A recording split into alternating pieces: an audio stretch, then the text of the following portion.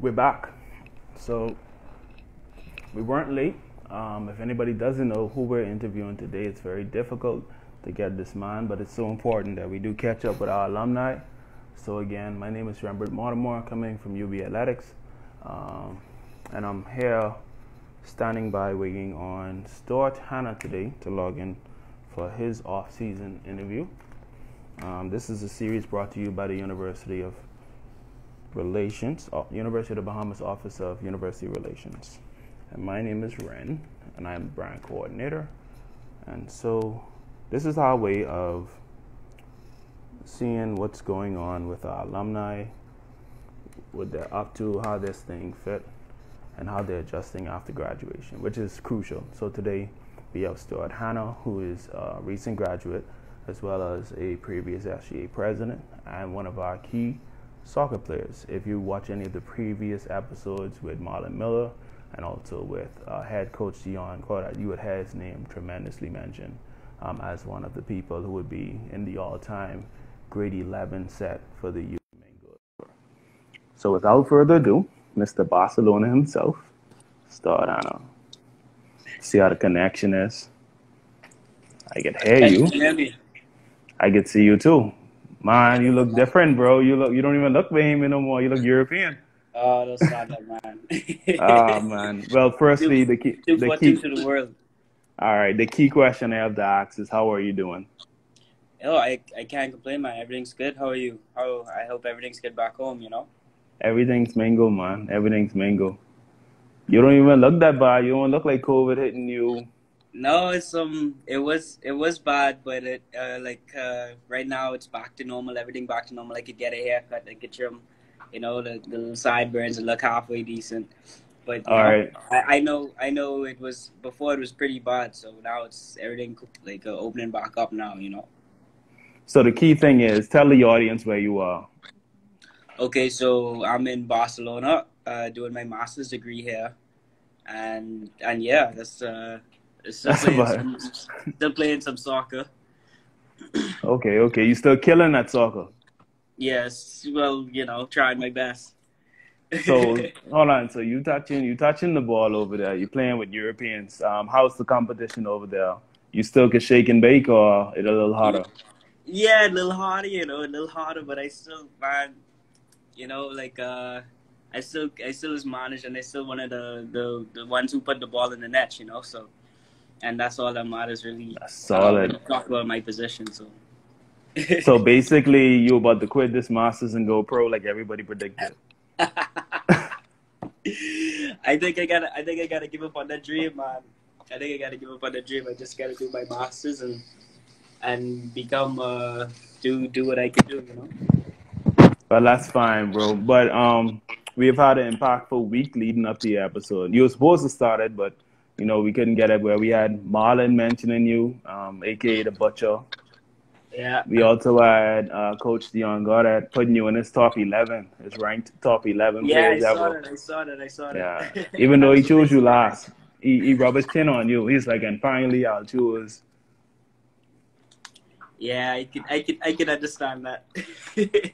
So the key thing I want to know is, and you're from St. Augustine's College, like myself. The first question is, did you ever see yourself playing for the College of the Bahamas, now University? Let me first give a shout out to Sasha, who's also a SAC graduate, who's tuning in. Okay. Machine in the house, you know. All right. but after high school, I did want to play for, at the time, COB. I in high school in grade 11, I had practiced with them a few times. I had a good relationship with the then coach Stevie Bellot. And, you know, it was something where it was like they get to travel, they get to experience different things. I was very excited to join the program. And it really was something that, as an athlete, if you don't go off and, you know, you're looking at COB and UB as an option, you're kind of excited to go into the program and see how well you can test your skills on a collegiate level, you know? Shout out Marlon. Yeah, the Butchers in the house. So you say test yourself on a collegiate level. What from a non-biased state, somebody's watching for the first time, tell them about what you've experienced in the program. when you started. Just give us the journey from freshman to the legend known as Stuart, Hanna. You know, they should just take Julio picture down in athletics and just put Stuart they, there. You know, they any will they, they will picture Julio up, man. Me and Marlon yes, need to bro. on that. But yeah, coming in as a freshman, it was very exciting. We were touted to have a few trips. We were practicing. We had a good squad. The team the year before had done a pretty decent job in the league. And then because of some different things that happened, the program sort of collapsed, you know? Mm-hmm. And then, so that was the end of freshman year, and it was really like, well, we can either go downhill and completely stop the program, or we can try and rebuild. And that second sophomore year was really a year for rebuilding. We went back in the league. We had a good team of freshmen. We had a good core. Me, Marlon, Julio, Justin, just some of the names, as well as we had some good freshmen like Trent, like Chris, Richard. You know, these are the guys that sort of formed the core group. It was a really good year. The second year, and that second year we finished at the top of our division, if I remember correctly. We did. It was a fun year. It was very fun. And then the So third year, I never heard this mix before. So you're telling me the year before you guys topped it off, that 2008 regime, right? You guys almost like lost it, or something happened where the team wasn't but going it to be was, as dynamic. yeah. So I remember one practice or a few practices. It was only me and another guy showing up to the practices, you know. And you know, we have a squad in last year we had a squad of maybe 23. But imagine coming to practice only you and somebody else. The program came very, very close to being erased. You understand what I mean? Right, And right. when I say erased, it was that the motivation wasn't there. The coaching and the players didn't see eye to eye, and it was just in a bad place. And so we had a meeting one day in the gym, and Miss Rose sat us down and she talked to us, and we tried to work out our problems and our issues. Yeah, me and Greg, Marlon. If you look in the comments, Marlon says me and Greg. Yeah, I see it. I see it. So we spoke it out, and we rebuilt from there. And you know, it wasn't. What I want to say is that it wasn't perfect. A lot of people who saw the success as we came UB Mingos, and even the success the year before would have said, you know, the program has been good the whole way through. But it's been an interesting ride for sure. A very interesting ride. All right, man. So you're talking about a legacy right now, and again, for anybody who's just tuning in, if you missed any part of this, it's going to be posted to our page, so you can always watch it. And we're looking to go into a podcast form, so we're going to rip your voice out of this, man. Stuart, have this eternally playing, man. Ah, not the fixing the light, boy. Pretty boy, Stuart here, not. Oh. Oh, I try to get the light right. Anyway, whatever. So you also mentioned, I guess, and the question we ask most student athletes is the benefits of the program. What would you say are a few benefits of the UB Mingos program that you've experienced that could encourage prospects to come and play for UB Mingos?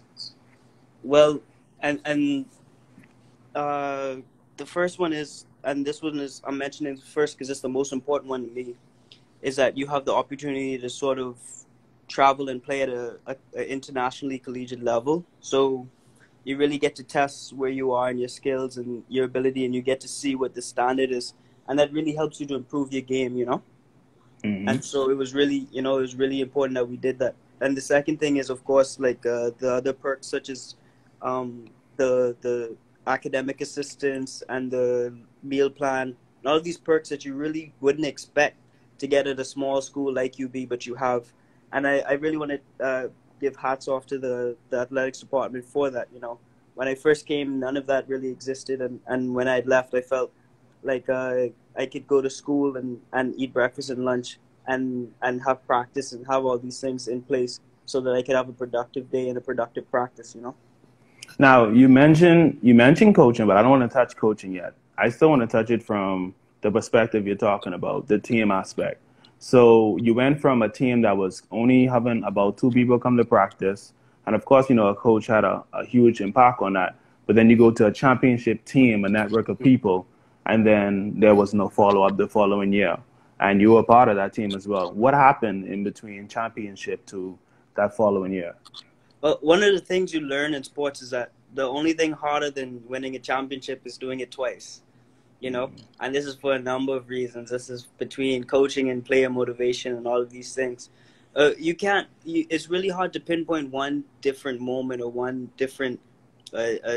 key difference other than players grew. Some players had different ideas. Some players had different motivations. And, you know, it's very, very hard to keep a championship team together that second year, that third year. Three-peats are known as very legendary things for a reason, you know. And so I don't want to say that it was specifically one thing or one person that changed it. It was just a collective thing. It just wasn't our year in the end, you know. And with sports teams, you go through highs and lows and you rebuild. And so now you see the rebuilding phase going on for UB soccer team. Excellent. Now I'm going to touch a key part which is unique to yourself and maybe Marlon as well, in that you not only took on academics and athletics, but you took on leadership on the campus. Playing a huge role as one of, I would say, the historical Cobus presidents, who was around the regime of the switch of, you know, Cobus to SGA, as well as you march the people them down saying we closing down the road unless y'all give up pedestrian.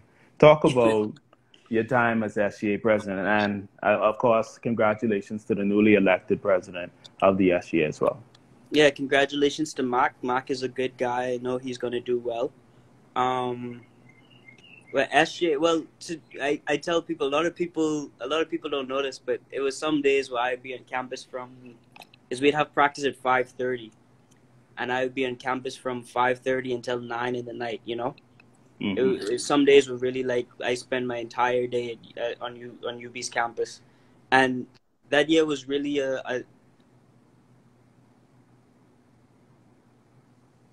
We were doing so good.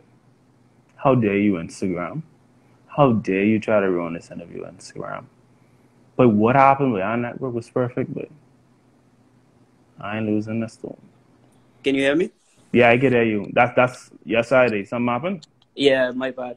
I said it really helped me on the field. It really helped me with my leadership stuff on the field. It really showed me how to manage teams and boards and attitudes of people and personalities. And so with experiences like leadership and like SGA and soccer is where you really create sort of life skills and human skills that can carry you far in the world, you know? Okay. Now, again, you're in you're going into the championships. You're playing hard with the team, but you still found time to advocate for the students. A large march because of what, of course, was sadly happening in the area, and that cars were not stopping for pedestrians. Talk about that time in your leadership, what that meant for you, what you think it meant for students. Give us some insight on where your mind was when you protested against that one. Of course, sadly, people were hitting and driving away. So talk about that. Right. So at that time, I don't know if you, sorry, 1 second. I don't know if you remember, but at that time, it had been something like, 4 years, you know? It was a crazy start, and it was, quite frankly, unacceptable. And we looked at it and we said, we have to do something because the university just wasn't acting fast enough or urgently enough. And that's when we decided to do an awareness march. And, you know, we brought national attention to the issue. Desmond Bannister praised the SJ for the work they did, as well as Jeffrey Lloyd and a few other top ministers who got involved in the process. And it was really a good moment for SJ and university students because ever since the safety procedures have gone up there, I don't think a student has been hit since. And it's been 3 or 4 years. So and they're being, bro, they built it, then they broke it down, then they built it again, then they broke it down. I don't know what y'all start, but it's still going on. Now we've touched SGA, but I want to touch now the crucial part. And a lot of people would be like, 2020 is the year I didn't get to graduate. But sadly, because of your travel and internship, I don't believe you walked either, right? No, I didn't get to walk. Yeah, so give us an insight on how did that make you feel? Could you feel like you could connect with some of the people who ain't graduate because you missed your graduation day? Yeah, and you know, with the whole COVID thing and everything else, you know, it's sad that people didn't get to do their graduation and stuff like that. So, you know, we're all in this together. class of 2020 and class of 2019. And And you it won an feel award. You won an award. You know that, right? yeah, I won two awards actually. It was I won the award for my major and for the business student award. So I was very humble and very grateful for that, really, because it was good to see that my work had been congratulated, recognized and then congratulated. Meanwhile, you in Barcelona playing soccer. For the audience, though, I want them to understand what time is it over there right now? It's probably about 11. We're 6 hours ahead, so maybe 11:25 or 11:30 PM, bro? p.m. Yeah. Wow, that's dedication. So, ladies and gentlemen, we're logging in at 5. But again, he's studying his master's. And I want to say again, thank you for taking this time because it's late in the night, but I really, really appreciate it, bro. You don't even look tired, but this master's isn't a walk in the park. Eh? Well, we're just about finishing now, so Oh, it's almost you're time. about to be finished your master's? Yeah. Mm-hmm. Congratulations, bro. Thank you, bro. Congratulations. Like, tough on it. Here I am with my little bachelor's, right? But No. but I looking for job now. You already got your job, so well, everybody, you're the it's a better blank choice. slate, bro. Everybody lost jobs, everybody looking. It's a blank slate. I'm wondering, do you use your background in Spanish as you're in Barcelona? Yeah, for a lot of things. Just mostly for lifestyle stuff. But my job here, because I do work here, it's in English, and the school itself is in English, so I don't really get to practice much. But the Spanish does come in handy. All right, surprise the audience. Any ladies out there who waiting for a husband to come back from Barcelona, give them a little something. Give them a little mingo. What they want? Describe in Spanish how you learned how to speak Spanish and where. Say it all in Spanish, Okay. though. Yo paso un año en Cuba viviendo y aprendiendo español a la Universidad de La Habana.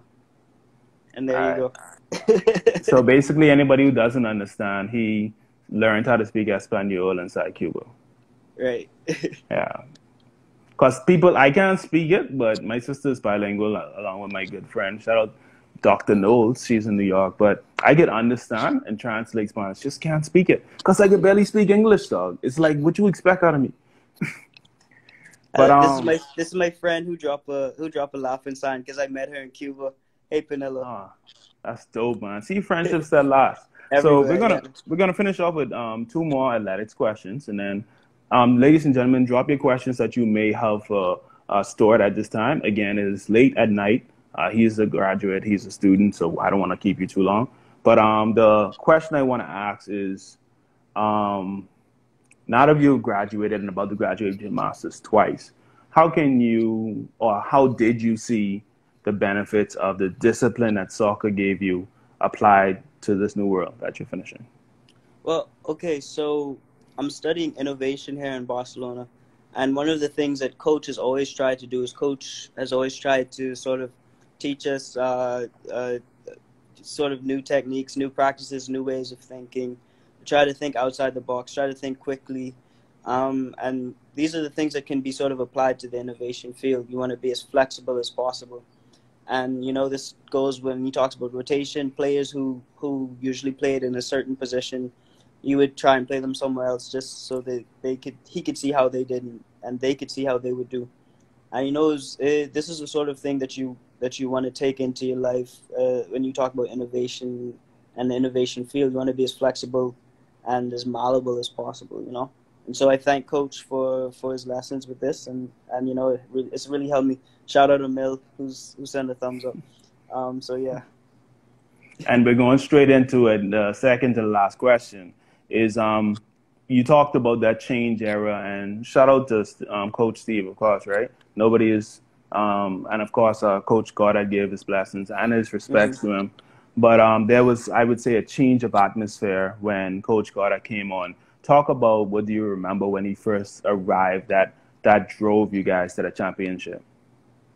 Okay, so Coach Goddard and Coach Stevie are two really different coaches in their approach to coaching.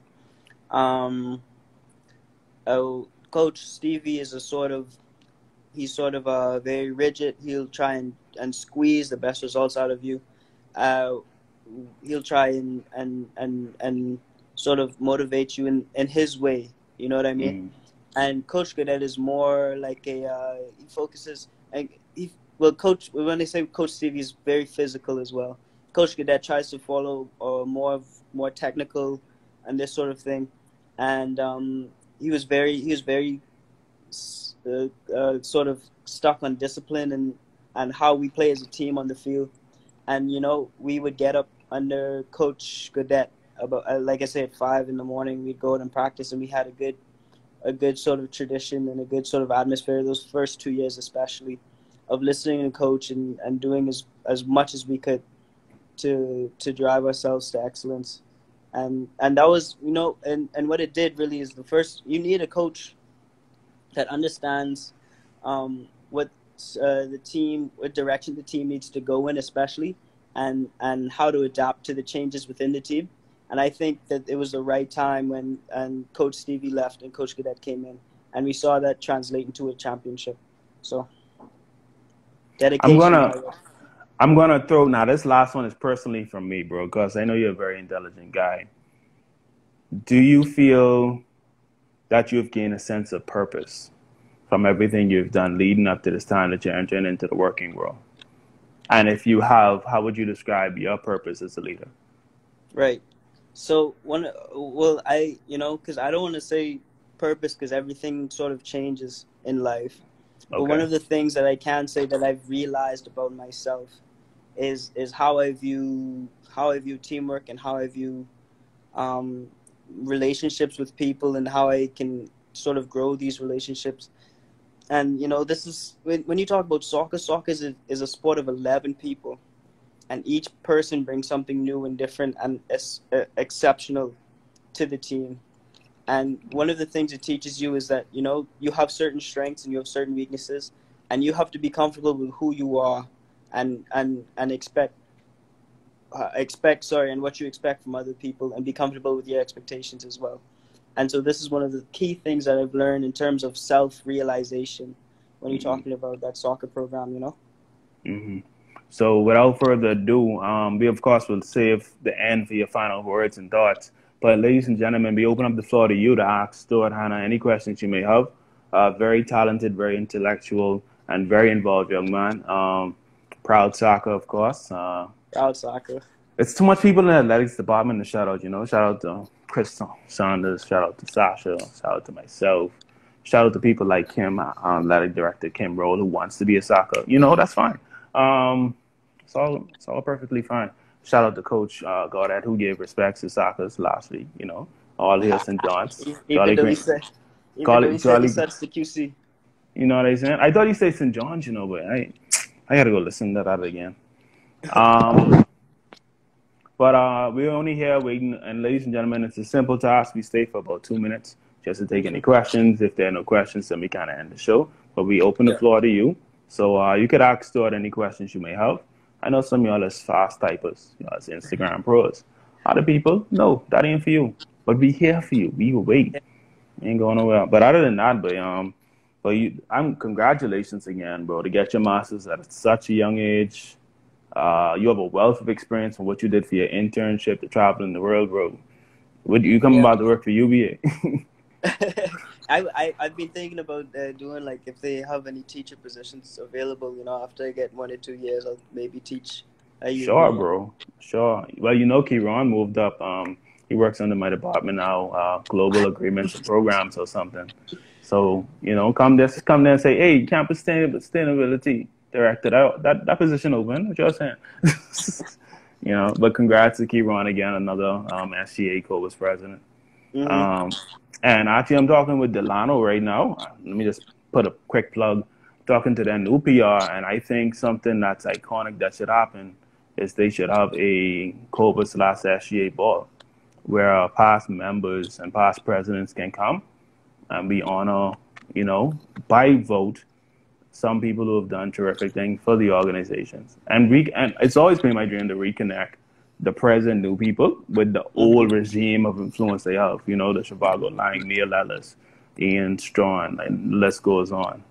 So, Yeah, you'd be. I think a lot of the current SGA members would be as surprised, like I was, with the amount of people and the amount of connections that Cobus or SJ, but previously Cobus would provide. You know, there's a lot of interesting figures in Bahamian society right now that were like Cobus and SJ, and you know, it really should be something that you at least know. You know.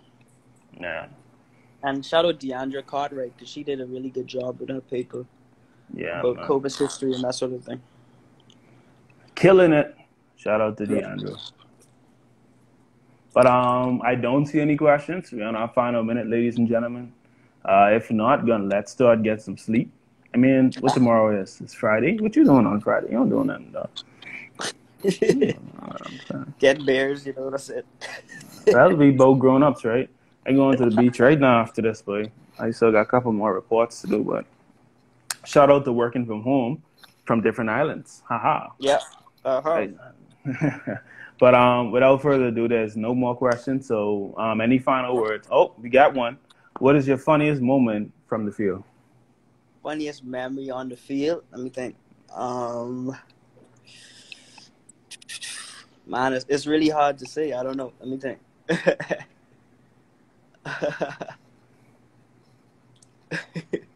It's a lot of good moments, you know. It's a lot of good moments. Okay, I help with, but they ain't gonna like this one. When when we traveled to play, I think it was Florida Atlantic University, or no, what was a small school that we traveled to play? It's a small Christian college we played in Florida. Not St. John's. Not St. John. No, St. Johnson University. Johnson University. Johnson no. University. We played Johnson. Ah. Johnson University, and it's a really Christian school. And Judah was playing on the right side, and a guy from Johnson gave him a. Oh, you say return. Oakland saying it's Sun. Oakland saying it's Sun University. Oh, I can't remember. The Suns. But oh, anyway, all right.